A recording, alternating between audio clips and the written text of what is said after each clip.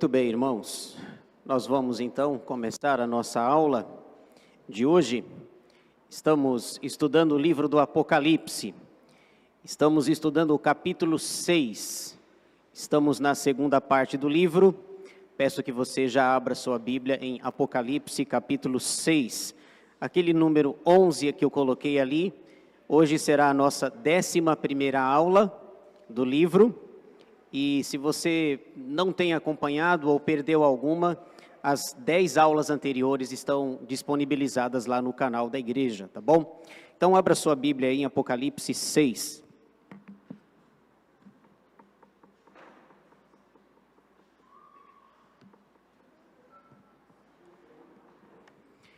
A nossa ideia nessa manhã é terminar este capítulo. Ficou faltando pouca coisa, mas vocês vão perceber que, na verdade, não é pouca coisa. Então, vamos lá. Deixa eu ver. Vai você, Alex.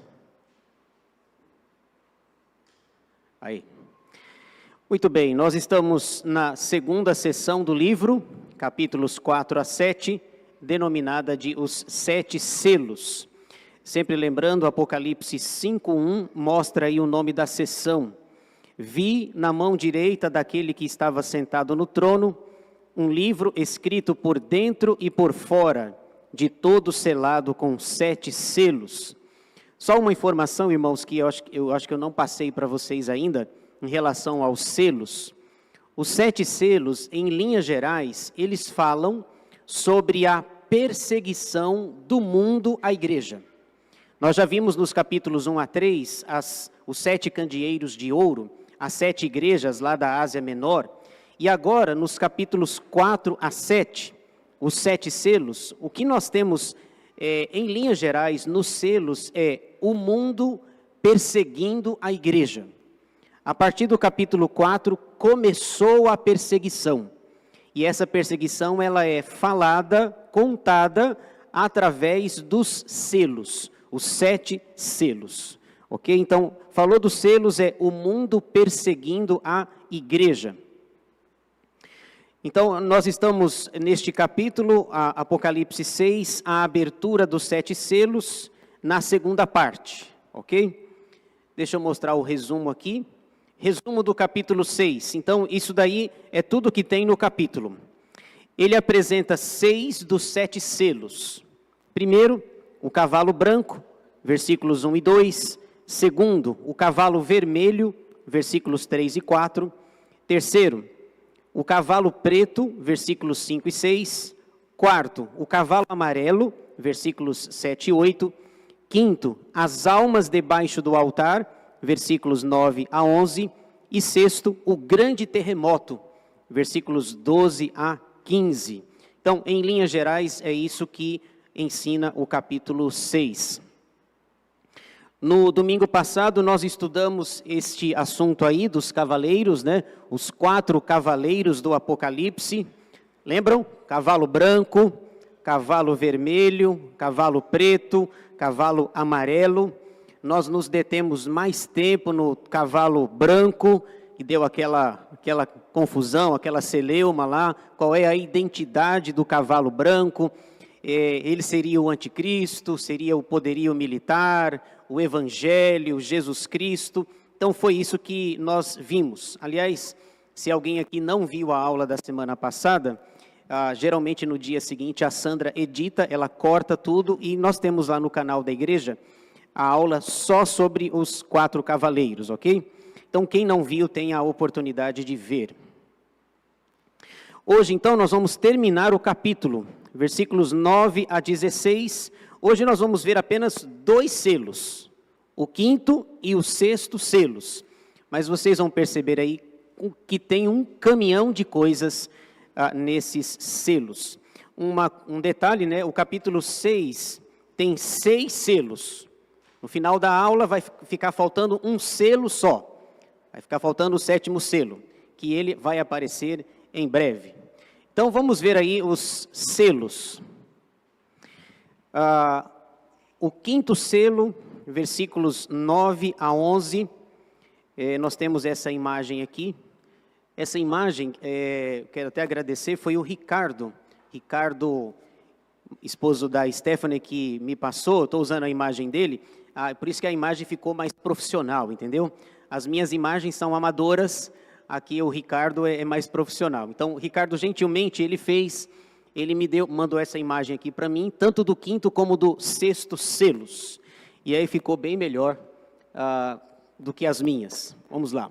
As minhas são mais amadoras, assim. Veja só, 5º selo, as almas debaixo do altar, versículos 9 a 11. Quando ele abriu o 5º selo, vi debaixo do altar as almas daqueles que tinham sido mortos por causa da palavra de Deus e por causa do testemunho que sustentavam.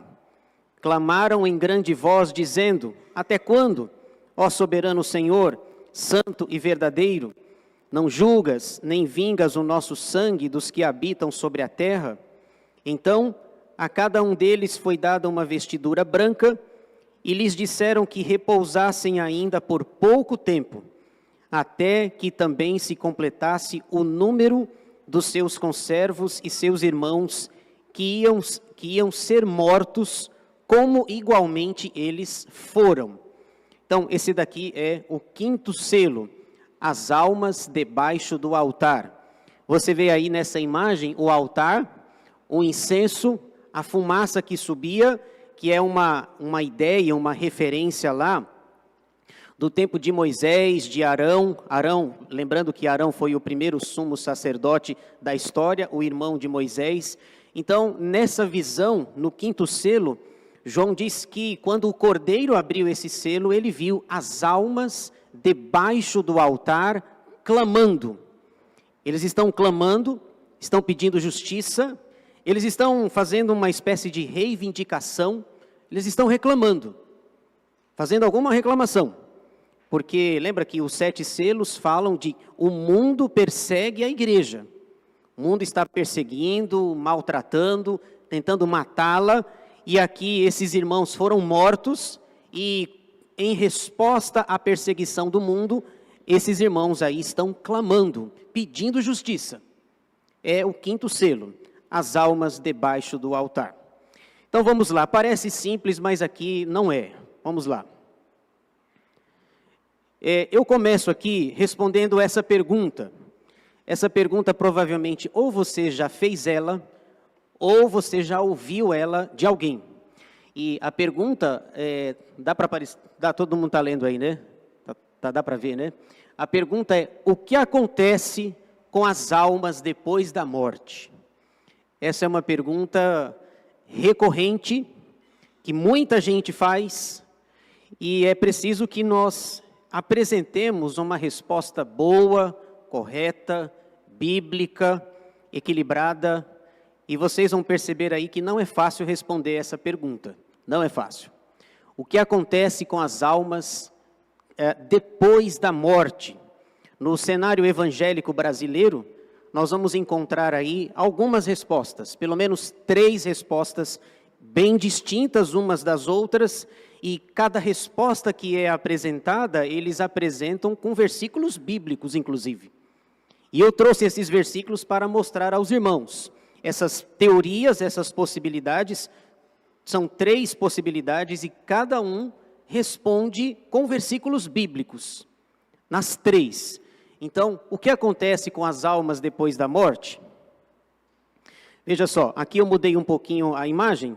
Aqui você tem essa imagem aqui, você percebe aqui as almas debaixo do altar. Lá você via pessoas no slide anterior. E aqui você vê as almas debaixo do altar. Aqui você tem o chifre, as pontas do chifre, lá do Antigo Testamento. Não sei se você se lembra, por exemplo, lá em 1 Reis, capítulo 1, quando Salomão assumiu o trono, o governo, depois da morte do seu pai, o seu irmão Adonias, que queria usurpar o trono, o Adonias falou: não, eu que vou reinar. Quando, na verdade, Davi havia falado que Salomão ia reinar, o Adonias, ele ficou com medo. Isso está lá em 1 Reis, capítulo 1, versículos 50 a 53, e ele ficou com medo de ser morto pelo seu irmão Salomão, E ele foi e ele se escondeu, ele entrou no templo lá e ele segurou as pontas do chifre, as pontas do altar, para não ser morto. Então você vê que é uma imagem veterotestamentária, que você tem as pontas, os chifres. O Adonias segura aqui, porque ele pensou, bom, eu vou ficar lá perto da arca, segurando lá, e o meu irmão, isso vai trazer proteção para mim, o meu irmão não vai me matar. Isso está lá em 1 Reis, capítulo 1, versículos 50 a 53. As pontas do altar. Então veja aí, existem 3 interpretações sobre o que acontece com as almas depois da morte. A primeira teoria é chamada de aniquilacionismo. A ideia do aniquilacionismo é que morreu, se não está com Jesus, também não está em lugar nenhum. Morreu, acabou. A pessoa, ela é aniquilada, ela é destruída. Então, ela não vai sofrer o inferno eternamente. Se a pessoa morreu com Jesus, então ela vai para o céu, mas se a pessoa morreu sem Jesus, ela também não vai para o inferno. Ela é simplesmente aniquilada, ela deixa de existir. Então ela não passaria pelo tormento do inferno, segundo essa teoria. Baseada, inclusive, em versículos bíblicos. Veja só, então cada teoria, eu quis selecionar esses versículos. Vamos ver aí os defensores do aniquilacionismo. Salmo 37. Quem defende essa teoria, defende com versículos bíblicos. Vamos lá. Salmos, eu vou apenas ler para mostrar a vocês. Salmo 37, 20. Os ímpios, no entanto, perecerão, e os inimigos do Senhor serão como o viço das pastagens, serão aniquilados e se desfarão em fumaça. Então, segundo o Salmo 37, 20, diz que os ímpios serão aniquilados, eles deixarão de existir. Provérbios 10, 25. Vamos caminhar um pouquinho, só para citar os textos para os irmãos. Provérbios 10, 25. Como passa a tempestade, assim desaparece o perverso, mas o justo tem perpétuo fundamento. Então eles pegam essa palavra aqui, desaparece. Os ímpios desaparecem, deixam de existir. Mateus 10, 28. Agora quem está falando isso é Jesus. Segundo os defensores dessa teoria, até Jesus falou sobre o aniquilacionismo. Veja como que é complexo aqui. Mateus 10, versículo 28. Não temais os que matam o corpo e não podem matar a alma. Temei antes aquele que pode fazer perecer no inferno tanto a alma como o corpo. Então, segundo os defensores aqui, Jesus diz, olha, não temam aqueles que podem matar o corpo. Temam aquele que pode matar o corpo e a alma também. Então, se matar a alma, ela deixaria de existir, segundo a teoria do aniquilacionismo. E o apóstolo Paulo também, Tessalonicenses. Veja só. Segunda aos Tessalonicenses, capítulo 1, versículo 9. Se morreu sem Jesus, aconteceria isso, segundo eles. 1:9. Eles sofrerão penalidade de eterna destruição, banidos da face do Senhor e da glória do seu poder. Então, a ideia de destruição. Eles serão destruídos e vão deixar de existir. Se morreu sem Jesus, também não vai para o inferno. Porque como é que pode um Deus que é amoroso mandar uma pessoa para o inferno para ela ficar eternamente sofrendo? Então essa é a primeira. A segunda resposta. A segunda teoria é chamada de sono da alma. Que quando a pessoa morre, na verdade ela está dormindo. Ela fica dormindo até que ela acorde, até que venha a segunda vinda de Jesus. E essa eu sempre lembro do sono da alma, eu sempre lembro do Abel, né? Abel e Caim, que eles estão dormindo até hoje. Morreram, Abel morre lá em Gênesis 4, seu irmão mata ele, e depois da morte ele está dormindo até hoje, hibernando na verdade, e só vai acordar na segunda vinda. Agora, os defensores dessa teoria também defendem baseado em versículo bíblico. Veja só, Salmo 13. Aqueles que defendem o sono da alma, morreu, fica dormindo até que Jesus volte. Salmo 13, 3. Diz assim: atenta para mim, responde-me, Senhor Deus meu. Inclina-me os olhos para que eu não durma o sono da morte. Vendo então, essa teoria aí baseia-se no Salmo 13. Para que eu não durma o sono da morte. Daniel 12, 2. Daniel também fala do sono. Vamos ver aí. Eu fiz uma seleção, tem mais, mas esses versículos já nos ajudam. Daniel 12, 2. Daniel está falando sobre o tempo do fim, o que vai acontecer no fim. E ele fala sobre o sono. Daniel 12, 2. Olha só. Muitos dos que dormem no pó da terra ressuscitarão. Uns para a vida eterna e outros para vergonha e horror eterno. Viram? Muitos dos que dormem na terra ressuscitarão. Sono da alma. A alma, a pessoa morre e a alma fica dormindo. Atos 7,60. Vamos lá. Aqui é o texto de Estevão. Atos 7,60. Estevão foi apedrejado e veja só como termina a história dele. Então, ajoelhando-se, clamou em alta voz: Senhor, não lhes imputes este pecado. Com estas palavras, adormeceu. Então, você tem aí sono da alma. E, finalmente, 1 aos Tessalonicenses 4,14. 1 aos Tessalonicenses 4,14. Vamos ver o que o apóstolo Paulo fala sobre essa ideia do sono. Pois se cremos que Jesus morreu e ressuscitou, assim também Deus, mediante Jesus, trará em sua companhia os que dormem. Então, por ocasião da segunda vinda de Jesus, quem tiver morrido, está dormindo, ele dá uma cutucada, acorda e eles vêm. Lembra, eu não coloquei todos aqui, mas tem, por exemplo, João 11, quando informaram que Lázaro estava doente, lembra disso? E Jesus diz assim: Lázaro dorme. Então, Lázaro dorme. Então, tem vários, e cada um defende a sua teoria baseado em versículos bíblicos. Vocês viram, eu mostrei aqui versículos, tem mais, mas esses são os mais evidentes. E tem a terceira teoria, tudo isso para responder aí essa pergunta. A terceira interpretação, o que acontece com as almas depois que a pessoa morre, ela é chamada de a consciência da alma. Consciência da alma. Então, ela discorda da primeira, diz que a pessoa é aniquilada. A segunda diz que a pessoa fica dormindo.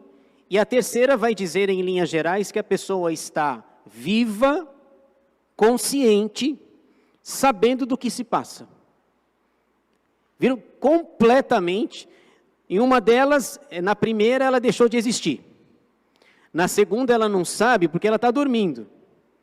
E na terceira, ela está viva, consciente, sabendo do que está acontecendo, e ela sabe se ela está feliz ou se ela está triste.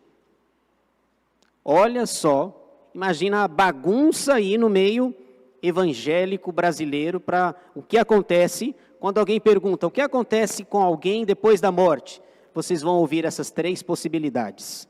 Então, para essa teoria também tem um texto, Lucas 16, vamos lá. Lucas 16 é aquele texto que Jesus conta a parábola, lembra da parábola do rico e do Lázaro? Deixa eu ler para vocês aqui, e segundo esse texto você percebe que de fato a alma está viva, consciente. Lucas 16, 19, veja só. Ora, havia certo homem rico que se vestia de púrpura e de linho finíssimo, e que todos os dias se regalava esplendidamente.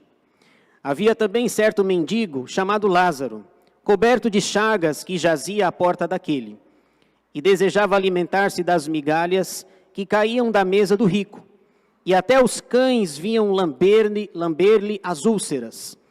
Aconteceu morrer o mendigo e ser levado pelos anjos para o seio de Abraão. Morreu também o rico e foi sepultado. E agora, ambos morreram. O que acontece depois da morte? Versículo 23. No inferno, estando em tormentos, levantou os olhos e viu ao longe a Abraão e a Lázaro no seu seio.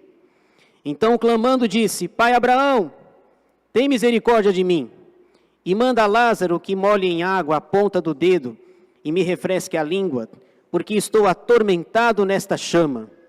Disse, porém, Abraão: Filho, lembra-te de que recebeste os teus bens em tua vida, e Lázaro igualmente os males. Agora, porém, aqui está ele consolado, tu em tormentos. E além de tudo está posto um grande abismo entre nós e vós, de sorte que os que querem passar daqui para vós outros não podem, nem os de lá passar para nós. Então replicou: Pai, eu te imploro que o mandes à minha casa paterna, porque tenho 5 irmãos, para que lhes dê testemunho, a fim de não virem também para este lugar de tormento. Respondeu Abraão: Eles têm Moisés e os profetas, ouçam-nos. Mas ele insistiu: Não, pai Abraão, se alguém dentre os mortos for ter com eles, arrepender-se-ão. Então, viram que a teoria dele é que a pregação do morto é melhor do que a pregação do vivo. Se um morto for lá, ele se converte. Viram a teologia dele? Errada. Abraão, porém, lhe respondeu: Se não ouvem a Moisés e aos profetas, tampouco se deixarão persuadir, ainda que ressuscite alguém dentre os mortos. Então você tem aí esse texto, ambos estavam vivos, um era rico, outro era pobre, os dois morreram, e aí você percebe claramente o rico falando, pedindo, implorando, para que Lázaro molhasse a ponta do dedo e passasse na língua, para que ele tivesse 1/1000 de refresco. E ele diz assim: Pai Abraão, já que não é possível, então deixa eu ir lá, eu tenho 5 irmãos, e eles estão vivendo da maneira errada que eu vivi, e eles estão vindo para cá.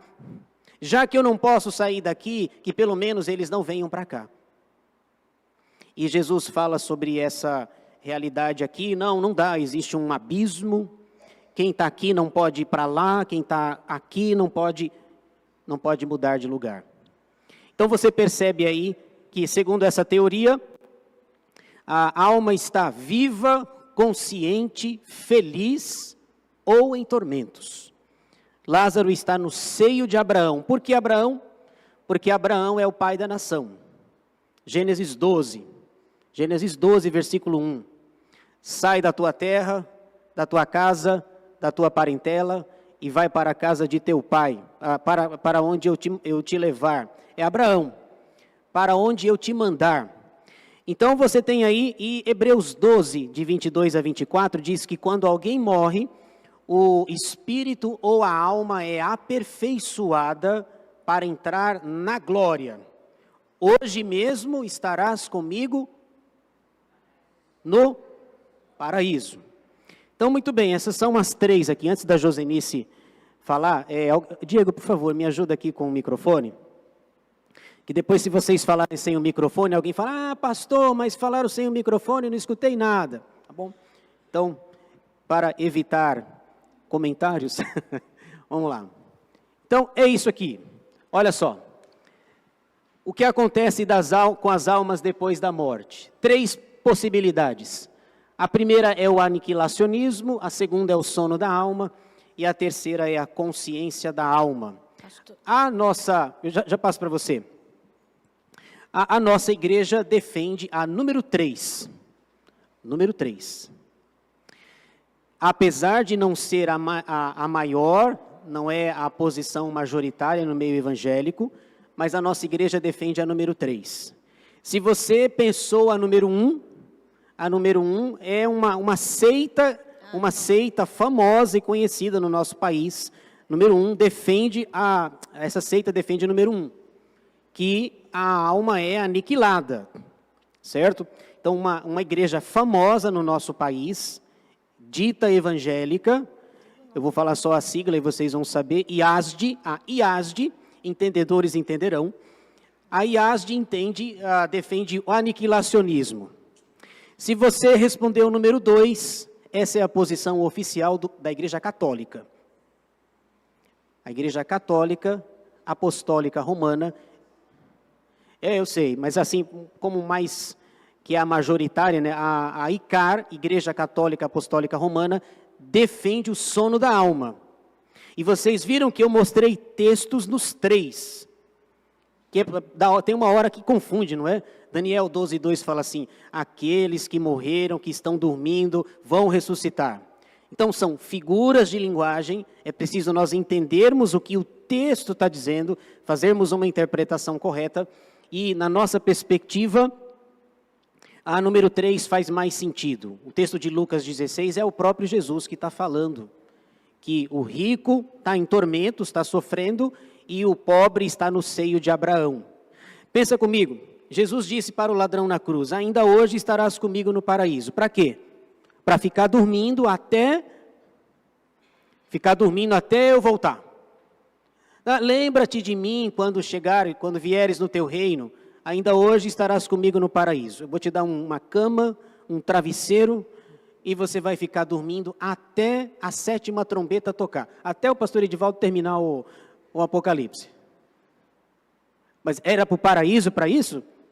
Pode ser que a cama seja um paraíso para alguns, né? Mas pelo menos esse não é o entendimento da Escritura. Os 3 têm versículo bíblico. Quando o salmista diz que os ímpios serão aniquilados, é só um sinônimo para dizer eles vão perder, eles vão ser derrotados, mas deixar de existir, não. Certo? Não é aniquilação para sempre, ele deixa de existir. Oi, Josenice. Você já me deu a resposta. Já te dei? Já. Obrigado, eu não sei, mas... Não, é que eu ia falar o seguinte, essa primeira é absurda demais. Que igreja cristã acredita nisso? Mas você já deu a resposta. Poxa, que livramento, que bênção. Já consegui resolver. Agora, veja, Keila, você ia falar, Keila?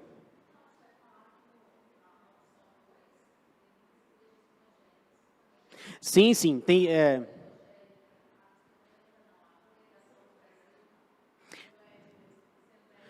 Eles estão falando que a Assembleia de Deus, cristã evangélica, defende a número 2, o sono da alma, certo? Então, já respondi a Josenice, grande livramento, uma bênção. Não, brincadeira. Agora, vamos ao texto. Então, veja só, isso que eu falei para vocês em poucos minutos, é uma discussão aí de 2000 anos. Aniquila, dorme... Ela está viva, está consciente. Paulo diz lá em Filipenses que morrer é deixar o corpo e... Lembra desse texto? Morrer é deixar o corpo e habitar com o Senhor.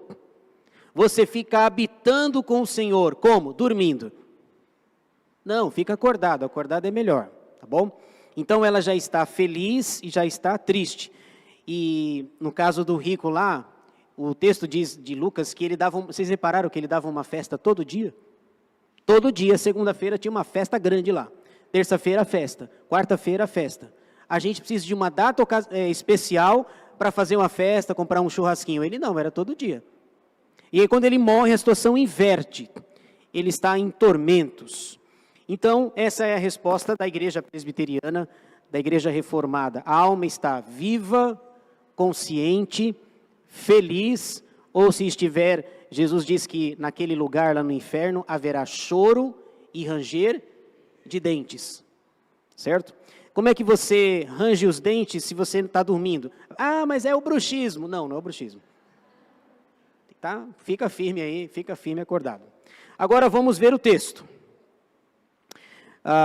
Alguns detalhes aí importantes do texto. Veja só. Por isso que eu quis ir com mais com mais vagar aqui. Alguns detalhes importantes aqui no texto, do 5º selo. Lembrando que o mundo está perseguindo a igreja, e agora as almas, seus corpos estão na sepultura, mas as almas estão vivas, conscientes e pedindo justiça a Deus. Veja que o seu corpo não sobrevive sem a alma, mas a alma sobrevive sem o corpo. Quando você morre, morre a parte material. E segundo Hebreus 12, a parte imaterial, a alma ou o espírito, é aperfeiçoada para estar imediatamente na glória, porque carne e sangue não podem habitar o reino de Deus. Do jeito que nós estamos aqui, nós não damos conta daquele lugar que a gente vai passar a eternidade. Ok? Então, olha o que acontece aqui. No versículo 9, fala que eles foram mortos. Quando ele abriu o 5º selo, vi debaixo do altar as almas daqueles que tinham sido mortos por causa da palavra de Deus e por causa do testemunho que sustentavam. Qual a causa da morte deles? Eles foram mortos por causa de Jesus, pelo Evangelho, pela causa que defendiam Jesus, e Jesus havia dito já nos Evangelhos, né? Por minha causa vão perseguir vocês, maltratar vocês, vocês serão levados às sinagogas, perante reis, governadores, gente grande, gente importante, e as pessoas são mortas. E aí no versículo 10, eles clamam a Deus, e eles pedem justiça. Clamaram em grande voz, aqui é um grito na verdade, né? Até quando? Ó soberano Senhor, santo e verdadeiro, até quando, ó soberano Senhor, santo e verdadeiro, não julgas nem vingas o nosso sangue dos que habitam sobre a terra?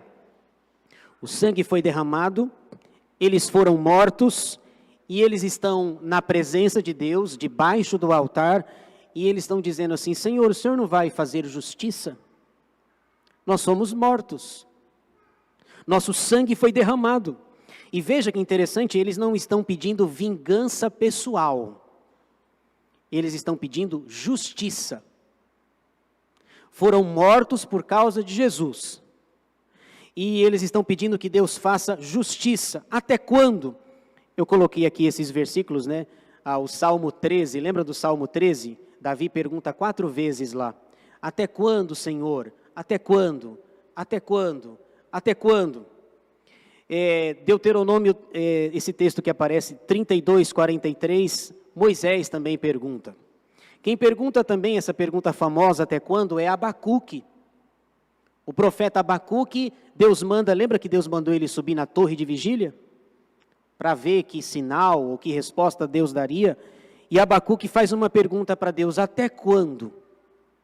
Quando que o Senhor vai fazer justiça? E a resposta, irmãos, a resposta é impressionante. A resposta não era o que eles queriam ouvir. Versículo 11. Então, a cada um deles foi dada uma vestidura branca, e lhes disseram que repousassem ainda por pouco tempo, até que também se completasse o número dos seus conservos e de seus irmãos, que iam ser mortos como igualmente eles foram. Provavelmente eles não gostaram da resposta, não era essa a resposta que eles queriam ouvir. O Senhor não vai fazer justiça? A resposta de Deus é: vou, mas antes, mais pessoas vão morrer. Mais crentes serão mortos, torturados. Mas antes de eu fazer a minha justiça, a minha vingança, a Bíblia diz, né? Ao Senhor pertence a vingança. Antes disso, mais gente vai morrer. Como é? E aqui no versículo 11 não fala do número. Mas o que a resposta que Deus dá é: primeiro, pega a sua roupinha branca. Não é assim? Pega a sua roupinha branca, veste, descansa, aproveita o local, é tudo por minha conta aqui, paraíso. O lugar é bonito, e eu descobri algo interessante, no Império Romano, os réus e condenados usavam roupas pretas. Eles, quando alguém era condenado, os réus e condenados usavam roupas pretas. E aqui eles estão usando roupa branca. É o contrário. A ideia que Deus está dizendo é, vocês podem até ter sido condenados na terra, mas aqui vocês estão absolvidos pelo sangue de Jesus. Romanos 8:1 diz que agora, pois, já nenhuma condenação há para os que estão em Cristo Jesus. Então, calma, põe a roupinha branca, descansa um pouquinho, porque quando alguém morre, um crente morre, diz que ele descansa das suas obras, de suas fadigas. Apocalipse 14 vai falar sobre isso. Pega a roupa, descansa um pouquinho, aproveita o lugar, mas eu preciso dizer uma coisa para vocês. Quando o último mártir for morto, eu faço vingança. Não era a resposta que, quando eu li isso pela primeira vez, não era a resposta que eu queria ouvir. E isso significa, irmãos, que você e eu podemos ser um desses. Sabia disso? A resposta de Deus é, eu vou fazer justiça, mas ainda não se completou o número daqueles que vão ser mortos. Quando o último morrer, eu venho e faço justiça. Significa que você pode ser um desses aqui. Que você pode estar debaixo do altar, clamando, dizendo que morreu por causa de Jesus, e você e eu podemos fazer coro com essa pergunta, até quando? O senhor não vai fazer justiça, não? O senhor não vai nos ajudar, não? E a resposta no final do versículo 11, olha, e seus irmãos que iam ser mortos igualmente, como igualmente eles foram. Quando o último morrer, aí eu faço vingança. Isso foi há 2000 anos atrás, né? Então, ao longo desses 2000 anos, na história da igreja, cristãos continuam sendo mortos, a fileira, gente debaixo desse altar só aumenta, e o coro que eles fazem cada vez aumenta, dizendo, até quando? Até que a 7ª trombeta tocar. Você e eu podemos estar nessa lista dos mártires, que estão debaixo do altar. Deus não está ignorando, não chegou o tempo. Impressionante. Você se lembra daqueles cristãos lá no Egito, que foram pegos pelo Estado Islâmico? Eles vestiam roupa laranja, lembra? Um laranja bem forte, e eles estavam aqui na praia do mar, e atrás deles, de cada um, tinha alguém lá do Estado Islâmico, com uma arma na nuca, e eles de cabeça baixa, e ali eles foram matando, um por um. E depois há vídeos de que nas águas ali daquela praia tem o sangue desses cristãos. Cristãos cóptas que não negaram a sua fé, e os homens de preto, todos encapuzados, mandando um recado para a turma aqui do Ocidente. Nós estamos atrás de vocês, nós queremos pegar vocês. E aí depois cada um é morto. Talvez antes pergunta, você nega? Uma arma aqui atrás, você nega? Nega o seu Senhor? Não, pá. Você nega? Não, pá. Todos mortos, a água, mistura água com sangue. Talvez esses cristãos cóptas estejam aqui dizendo, até quando? O senhor não vai fazer justiça? Não, vou. É que o número ainda não completou. E você pode ser e você pode estar nessa lista. E eu também. Muito bem, vamos para o último. As almas debaixo do altar. 6º selo. Veja quanta coisa tem aqui. Aqui o 6º selo fala basicamente de um grande terremoto. Houve um grande terremoto, a terra se fendendo, pessoas se escondendo, você vê na imagem aqui, né? Aqui você tem ouro derramado, tem mais aqui, ouro, pessoas importantes, aqui tem um rei, tem uma coroa na cabeça, eles estão debaixo de uma caverna, há um grande terremoto aqui, eles estão com medo, muito medo. Vamos ver o que o texto diz. Versículo 12. Quando o cordeiro abriu o 6º selo, e sobreveio um grande terremoto.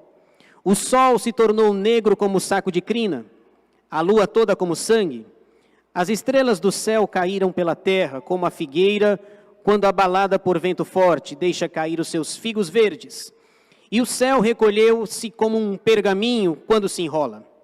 Então, todos os montes e ilhas foram movidos do seu lugar.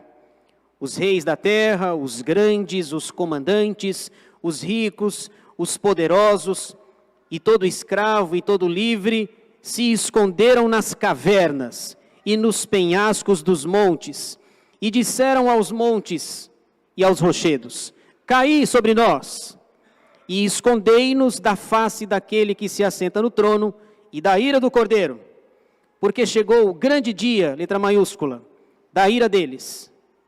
E quem é que pode suster-se? O sexto selo fala sobre a segunda vinda de Jesus. O sexto selo é a segunda vinda de Jesus. Se selo após selo está sendo aberto, o mundo está perseguindo a igreja. No quinto selo, as almas clamam pela justiça de Deus. Chegou o fim. Completou-se o número dos mártires. O que acontece? Jesus volta. O sexto selo é a segunda vinda de Cristo.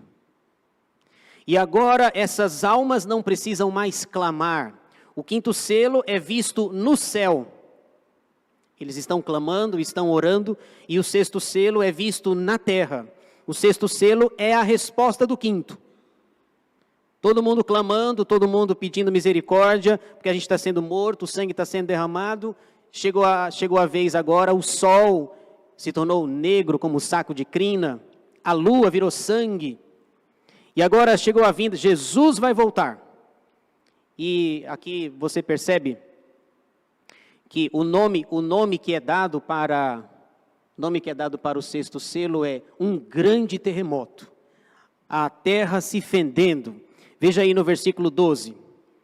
Quando o Cordeiro abriu o sexto selo, vi quando o Cordeiro abriu o sexto selo e sobreveio grande terremoto. O sol se tornou negro como saco de crina e a lua toda como sangue. Isso daqui só pode ser a segunda vinda de Cristo. Porque esses eventos que aparecem aí nunca aconteceram. São eventos futuros. As orações foram feitas no quinto selo. Elas foram atendidas, o número se completou. A sétima trombeta toca, a gente vai ver as trombetas depois. A sétima trombeta toca e Jesus vem. E aqueles que estavam com ele, aqueles que estavam dormindo, ou acordado mesmo, Jesus vem com eles para estabelecer o juízo final, o julgamento final. Veja que interessante, você vai ficar curioso isso, que esse texto aqui, versículos 12 a 17, sabe o que acontece? Esse texto já foi falado várias vezes na Bíblia. Quando você lê Apocalipse 6, de 12 a 17, você nem imagina, mas isso já foi falado maciçamente. A segunda vinda de Jesus já foi falado várias vezes. Por isso que eu disse outra vez que é mais difícil você entender os evangelhos do que entender o Apocalipse. Porque aqui em Apocalipse é João contando mais uma vez, graficamente, como será a segunda vinda de Jesus. Mas a segunda vinda de Jesus não foi falado apenas em Apocalipse 6. Eu trouxe esse texto aqui, esses textos, né? A vinda de Jesus no Antigo Testamento. Vamos lá. Joel. Vamos para Joel. Joel, você acha assim, pega o primeiro profeta menor, Oséias, Joel. Vamos para o profeta Joel. Aqui nós temos dois, tem o presbítero e tem o Medina. Joel, capítulo 2, versículo 31. Vamos ler o 30 também. Veja que Joel está no Antigo Testamento e ele faz uma profecia falando da segunda vinda de Cristo. Joel 2:30. Mostrarei prodígios no céu e na terra, sangue, fogo e colunas de fumaça. Olha o que Joel diz no 31, é igual ao Apocalipse. O sol se converterá em trevas e a lua em sangue, antes que venha o grande e terrível dia do Senhor, dia com letra maiúscula. É igualzinho Apocalipse capítulo 6. Então, o profeta Joel, no Antigo Testamento, era para Joel estar falando da primeira vinda, não é isso? Porque Jesus não tinha vindo ainda. Mas Joel, ao invés de falar da primeira, ele fala da segunda vinda. Muito bem. Agora, o texto de Apocalipse 6 é igualzinho o que Jesus falou. E de quem que João ouviu? Lá no sermão de Mateus. Vamos para Mateus 24. Apocalipse 6 é igual a Joel 2, que é igual a Mateus 24, que é igual ao texto de Pedro. Veja só, Mateus 24, versículos 29 a 31. Jesus está falando aqui sobre a vinda dele. O que é que vai acontecer antes da sua vinda, da segunda? Mateus 24, 29. A vinda do Filho do Homem é igualzinho o texto de Apocalipse. Logo em seguida, a tribulação daqueles dias, o sol escurecerá, a lua não dará a sua claridade, as estrelas cairão do firmamento, e os poderes do céu serão abalados. Então, aparecerá no céu o sinal do Filho do Homem. Todos os povos da terra se lamentarão, e verão o Filho do Homem vindo sobre as nuvens do céu, com poder e muita glória. E ele enviará os seus anjos com grande clangor de trombeta. Viram trombeta aqui? Daqui a pouco nós teremos as 7 trombetas. É igualzinho. E ele enviará os seus anjos com grande clangor de trombeta, que no caso é a 7ª, os quais reunirão os seus escolhidos dos 4 ventos, de uma a outra extremidade dos céus. É Jesus dizendo, olha, eu vim a primeira vez e antes que eu venha a segunda vai acontecer isso. Após a tribulação, o sol se escurecerá, e o texto ali diz que o sol se tornou negro como um saco de crina, a lua se tornou em sangue. Agora o apóstolo Pedro falando sobre a vinda de Jesus. Vamos lá. É igual ao Apocalipse. Pedro, 2 de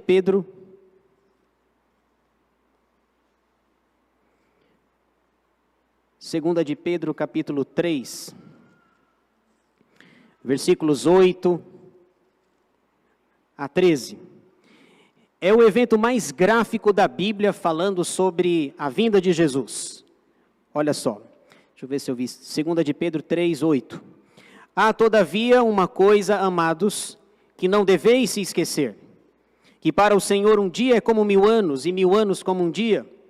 Não retarda o Senhor a sua promessa, como alguns a julgam demorada.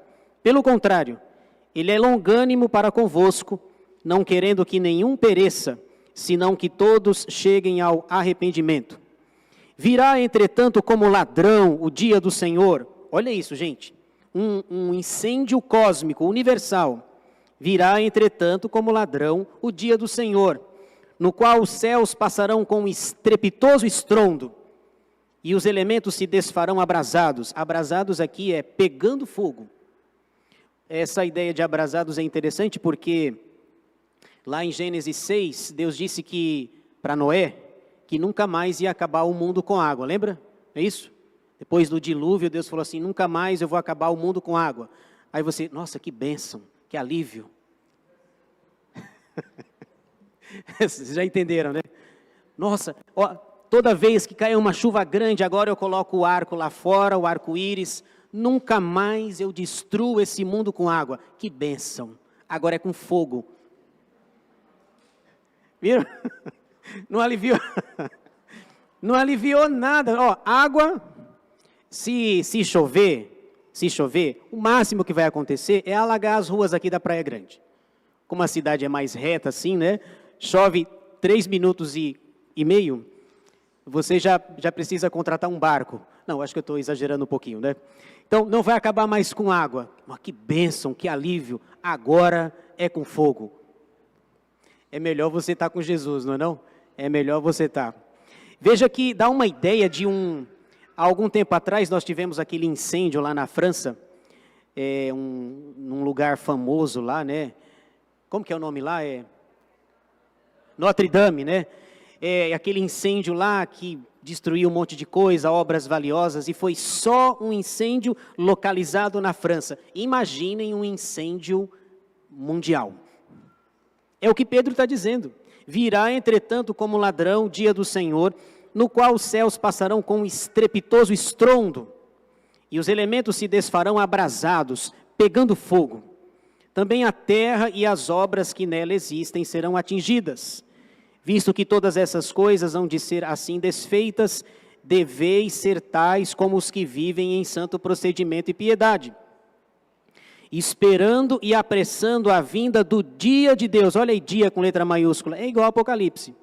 Por causa do qual os céus incendiados serão desfeitos e os elementos abrasados se derreterão. Os céus incendiados. Se Notre Dame já assustou a gente. Teve um incêndio também, algum tempo atrás, lá no Rio de Janeiro, acho que é uma biblioteca, alguma coisa assim. Museu, né? Imagina, a gente já ficou assustado já. A Marlene está lembrando aqui nos Estados Unidos também. Imagina o céu inteiro pegando fogo. Não vai ser com água. Fiquem calmos, tá? Não vai ser com água, vai ser com fogo. Agora volte para Apocalipse. Então veja que interessante. Quando João fala da segunda vinda de Jesus, ele não está falando nada de novo. Porque Joel, que deveria estar falando da primeira vinda, fala da segunda. Não é o incêndio ainda não, né? Não é o incêndio não, né? Mateus 24, e é o sinal da vinda do Filho do Homem, viu? E 2 de Pedro 3, de 8 a 13. E aqui você tem, se Jesus está vindo, essas pessoas estão se escondendo porque elas não têm Cristo. Não têm Cristo.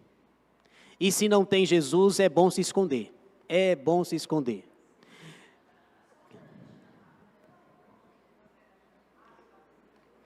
O arrebatamento. Arrebatamento.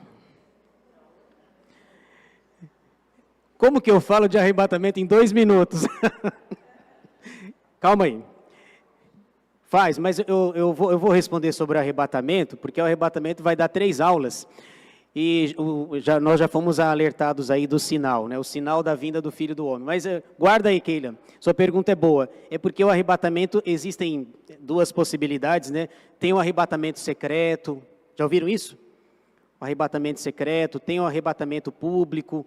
Então, mas a sua pergunta é boa. Deixa eu só ver alguns detalhes do texto, mas guarda a sua pergunta, tá? Rapidinho para a gente finalizar, antes que a trombeta toque aqui. Versículos 12 a 14, nós temos aí as consequências do terremoto. O que acontece quando há esse terremoto? Versículos 12 a 14, as consequências. Vi quando o cordeiro abriu o 6º selo e sobreveio grande terremoto. O sol se tornou negro como saco de crina e a lua toda como sangue. As estrelas do céu caíram pela terra, como a figueira, quando abalada por vento forte, deixa cair os seus figos verdes. E o céu recolheu-se como um pergaminho, quando se enrola. Então, talvez o arrebatamento está aqui, viu, Keila?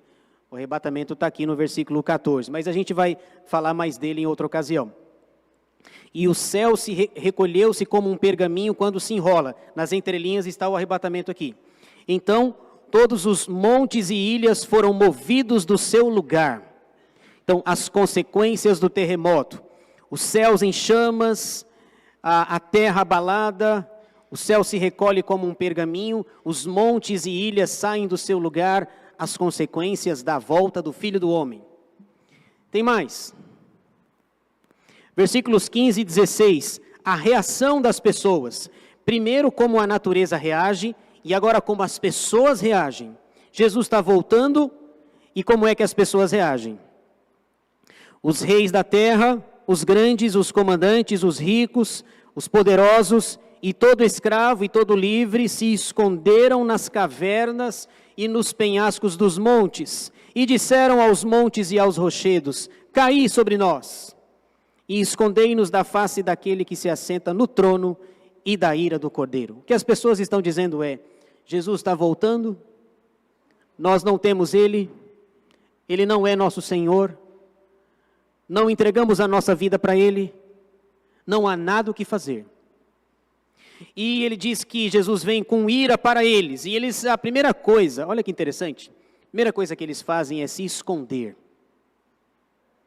Jesus está como se adiantasse, como se adiantasse alguma coisa. Olha que curioso. Jesus está voltando e eles estão dentro das cavernas. Ali no meio, dentro daquela caverna tem escravo, tem gente grande, tem um plebeu junto com um rei. Tem o grande, o rico, o poderoso, e aquele rico, ele está aqui, o rico, o ouro dele está aqui, ó. A riqueza dele está aqui, e ele não pode fazer nada. Ele não pode falar assim, o senhor está bravo, o senhor está vindo aí, a trombeta está tocando, o pessoal está vindo aí, eu pago para ir. Não paga. A palavra de Deus vai dizer que nós somos comprados não por ouro, por prata, nem por pedras preciosas, mas pelo sangue de Jesus. Não tem o sangue, não vai subir não. Não tem como dar jeitinho. Eles se escondem e ali dentro da caverna, a caverna é capaz de unir os reis, os grandes, os comandantes, os ricos, os poderosos, os escravos, está todo mundo ali. Os escravos não têm dinheiro mesmo, mas o rico tem muito dinheiro e não podem fazer absolutamente nada. E sobre se esconder, olha que curioso. A Bíblia começa falando sobre se esconder e termina falando sobre se esconder. Quer ver? Qual foi a primeira atitude de Adão quando ele pecou? Se esconder. A Bíblia começa com alguém se escondendo e termina com alguém se escondendo. E quem se esconde é porque está devendo, não é assim? Está devendo. Você vai se esconder se você não deve nada? Pode aparecer, põe a cara limpa lá. Adão peca lá no jardim do Éden, se esconde lá atrás das árvores, dos arbustos, e aí, ô Adão, onde você está? Como se Deus não soubesse onde ele estava. Onde você está? É que eu fiz besteira, né? E aí eu me escondi. Então, a Bíblia começa escondido e termina escondido. Adão está escondido atrás no jardim. Esses homens estão dentro de uma caverna, achando que não vai acontecer nada. Essa caverna foi capaz de reunir grandes, poderosos, escravos. Não tem como. Meu dinheiro não vai salvar. E eles, já que não tem nada para fazer, é o seguinte. Tem duas opções. Ficar na mão de Jesus ou pedir para a ilha cair na cabeça. O que você prefere? Nenhuma, né? Você pode cair na mão do cordeiro ou que uma ilha, uma montanha inteira caia na sua cabeça. Eles preferem a montanha. A montanha é mais light. Pode cair uma montanha na nossa cabeça, é o que eles estão pedindo. 16. Caí sobre nós e escondei-nos da face daquele que se assenta sentado no trono e no cordeiro. Um detalhe que talvez passe desapercebido aqui.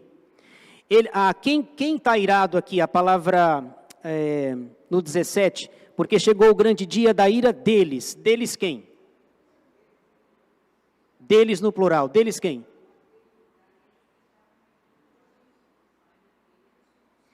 De novo. Porque chegou o grande dia da ira deles. Deles quem? São as almas ou é o trono?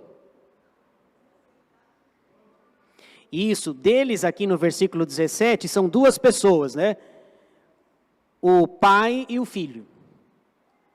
Chegou o dia da ira deles, o pai e o filho. Veja no versículo 16, escondei-nos da face daquele que se assenta no trono. Lembra? Capítulo 4, Deus está no trono. Lembra? Capítulo 5, a exaltação do cordeiro. Escondei-nos daquele do capítulo 4, o pai que está no trono, e daquele cordeiro em pé, como tendo sido morto. Escondei-nos. É melhor que uma ilha caia na nossa cabeça. Porque essa caverna aí, eles vão achar a gente rapidinho aí.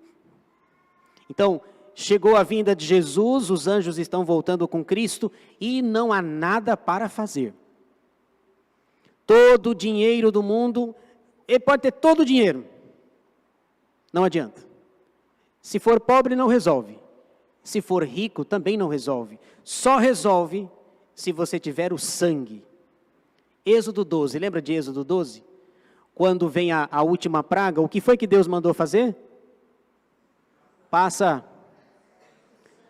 o sangue nas ombreiras, o anjo da morte vem, e o anjo vem, passa meia-noite lá, ele olha, aqui, não tem sangue, manda bala, destrói.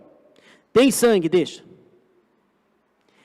A Bíblia é extremamente harmoniosa. Nós estamos em Apocalipse, mas cuidado para você não pisar em Êxodo, em Levítico, em Números, em Deuteronômio. Fica uma pergunta para nós, para a gente finalizar aqui. O versículo 17, a pergunta que é feita, tem uma pergunta. Porque chegou o grande dia da ira deles, do Pai, capítulo 4, e do Filho, capítulo 5. E quem é que pode suster-se? Quem é que aguenta a segunda vinda? Quem? Semana que vem eu respondo essa pergunta. Hoje não dá mais. Se a Keila e mais alguns não forem arrebatados até lá. Não é brincadeira. Tá bom? Quem é que pode...